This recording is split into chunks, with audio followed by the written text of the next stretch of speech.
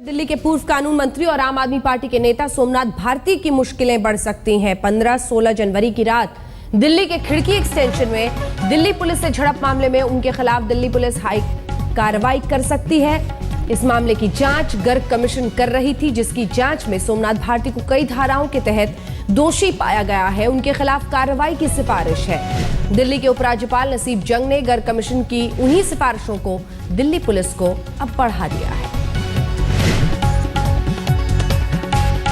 तो गर्ग कमीशन ने दोषी माना है, कई धाराओं के तहत दोषी माना है और तस्वीरें उस रात की बयां भी कर रही थी कि किस तरह से कानून मंत्री ने ही कानून का उल्लंघन किया, ताक पर रखा कानून को, अपनी धौंस चलाई और अब उसी वजह से गिर गए हैं सोमनाथ भारती। 15-16 जनवरी की ये रात थी जिसकी तस्वीर आप देख रहे हैं और इन्हीं तस्वीरों ने अब मुश्किल बढ़ा दी है, क्योंकि उस वक्त तो सीना तान कर बोल रहे थे सोमनाथ भारती कि हमने कुछ भी गलत नहीं किया है, लेकिन इस देश का कानून अब अगर उन्हें दोषी मानता है तो फिर मुश्किलें बढ़ेंगी। कुमार कुणाल हमारे सहयोगी हमारे साथ इसी खबर पर जुड़ रहे हैं। कुणाल, मुश्किलें बढ़ेंगी अब सोमनाथ भारती की, गर्ग कमीशन ने दोषी माना है कई धाराओं के तहत।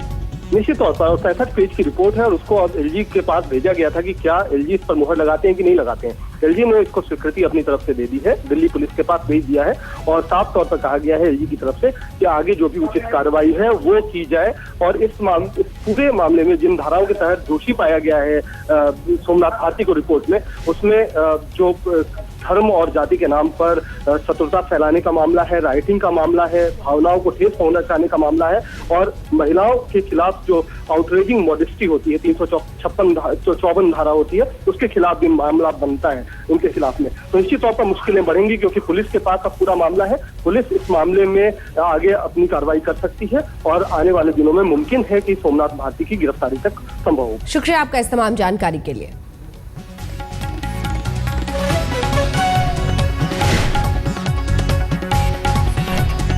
आप नेता सोमनाथ भारती की मुश्किलें बढ़ रही हैं क्योंकि गर्ग कमीशन ने जो जांच की, जो सिफारिशें की है, उसमें दोषी माना है कई धाराओं के तहत सोमनाथ भारती को। उस वक्त दिल्ली के कानून मंत्री थे। 15-16 जनवरी की रात जिस तरह से सड़कों पर निकले, पुलिस पर धौंस जमाया, इसके साथ ही